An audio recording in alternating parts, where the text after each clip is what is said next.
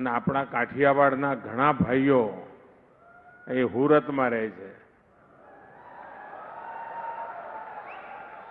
અને ત્યાં એમની ખેતી છે.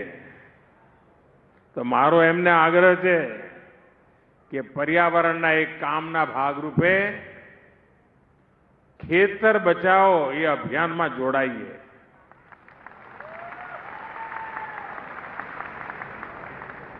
કેમિકલ ફ્રી ખેતી, આપણા બાપ દાદા જે પ્રાકૃતિક ખેતી કરતા હતા, અને હું તો સુરતના જે લોકોની જ્યાં જ્યાં ખેતી હોય બધાને મારે હકથી કહેવું છે કે આટલું મારું કામ કરજો.